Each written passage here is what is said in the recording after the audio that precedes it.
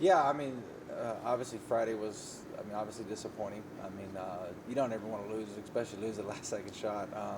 I thought for the most part we did a lot of really good things against Black Hills. I mean, unfortunately, just missed a lot of shots. You know, didn't shoot as good as I thought we could have. Give credit to them. I mean, they did a great job executing their stuff. Their post kid, the Weathersby kid, played really well. So, I mean, give credit to them. They came in here and won. But the thing I was most proud about our kids is when something like that happens, you want to see the resilience of your team and where they are.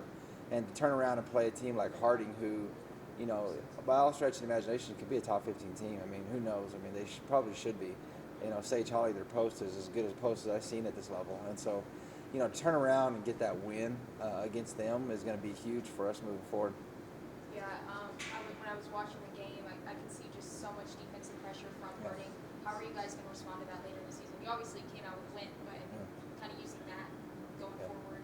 Yeah, I mean, Harding they do a good job of as far as, you know, getting to their spots, whether it's defense, offense, whatever the case may be. I mean, he's been there for a long time. Coach Kirby does a fantastic job, and so we knew that we're going to be challenged in a lot of different ways of being disciplined. And again, you look at this stat sheet for the final stat sheet of that game. We had 5 turnovers. You know, our kids really took care of the ball, and I felt like that was going to be big against them because they're very efficient in what they do. And one of the things that we wanted to do was to, even though Sage is a really good player, we wanted to attack her on the defensive end because we thought we had an advantage there with our guards, and our guards did. They did a great job of attacking her, especially Kane. Kane got in there several times and made a lot of really tough shots. So we were pleased to see how well our girls did in executing what we wanted them to do. Yeah, talking about Kane, 24 points. Just talk about a little bit about her performance. Yeah, you can see her confidence is just, I mean, when she came back, I mean, I've made several comments through September and October to her. You just look different this year. You look different. Like, I mean, your confidence is way higher. Where you are is where we're going to need you to be, and she's proved it. Like, even though she didn't shoot the ball very well Friday, she still took a lot of really good shots. It just didn't fall for her. You know, even that first shot we had the first of the game, she had an open 3, and it just, I mean, it hit every part of the rim, but went down, didn't go down. So, like, we're really proud of Kyla and where she's at mentally right now. So she's in a good spot. Another big game out of Tatum.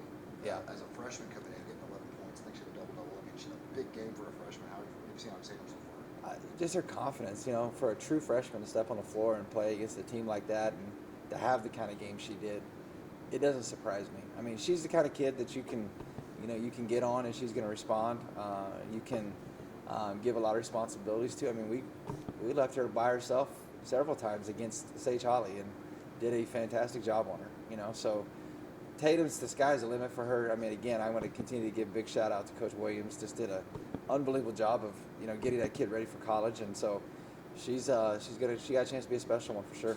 Something I noticed when I was down here yesterday watching the game is all 5 players on the floor are dangerous. Yeah. I mean, they can all go up and score. What kind of benefits does that give you offensively that you could just open up the playbooks? Well, you know, we going into this year, like, offensively was a struggle for us a little bit last year and a lot of points, and we knew we needed to get more scoring, and we wanted to open up the offense too and let these kids play and have more flexibility in what they're looking for. So that was definitely design and recruiting, that every kid on the floor can score, you know. And so when you have that, your defense, I know that from coaching against teams that have that, you know, that's hard to defend because who do you take away and stuff. Now, you know, the challenge for Kyla is going to be, like, whoever we play next would be Colorado Mesa.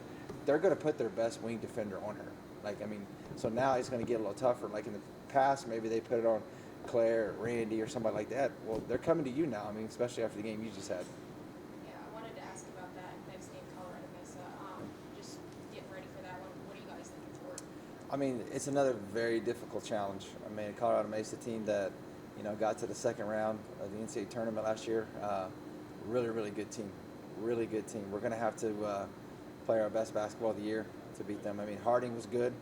You know, I think that Mesa's guards are probably better. I mean, obviously they have a good post in Mesa, but she's not as good as Sage. I mean, she's a really good player, but Sage Holly is just special. I'm not sure anybody has a kid like that, you know. So, but it's going to be tough. I mean, they're going to be tough, grind it out. They really execute their stuff well. Man-to-man defense is tough, physical, so you're going to have to really execute your stuff. So, I mean, it'll be a tough game, and then South Dakota School of Mines the next day won't be easy. So it's going to be a tough challenge this weekend. Not to mention both regional games, huge later down the line, Right. implications for that as well. Right, and really these last two games, so Black Hills was, unfortunately, was regional. We lost it, but Harding will be regional too, because the way the regions are set up. So Harding counts in region as well too. So that'll be a great win for us. But really, I mean, honestly, all 7 of our non-conference games are all region games. Because then you move beyond next weekend, and you got Colorado Springs coming in here, and they won 23 games last year, and then Adams, who everybody saw this weekend, comes back the next weekend, and so it's one thing after another, and it's going to be difficult. And in the middle of all that, you have one conference game, and we got to go over to Portales and play a much improved Eastern team. So the month of November is quite possibly the hardest month of the year. No, and again, that's not a disrespect to any other month. It's just the way it's set up is going to be a difficult month. But I think these kids are up to the challenge. But could there be a silver lining to that? That if you come out of it successful, Yeah. we went through the beast. Now let's just go do it. 100%, DJ. That's a great point. Like, if we can get through this and we keep plugging away like we are, I mean, yeah, I mean, you continue to go, not necessarily downhill, but you look at it like, okay, we can get this, and so, but these kids, one thing that's most impressive about this team is just after the game, they're excited to win, but it was like, okay, that's the first one, now let's on to the next one, and so their mentality is really good right now, and that's been fun to watch.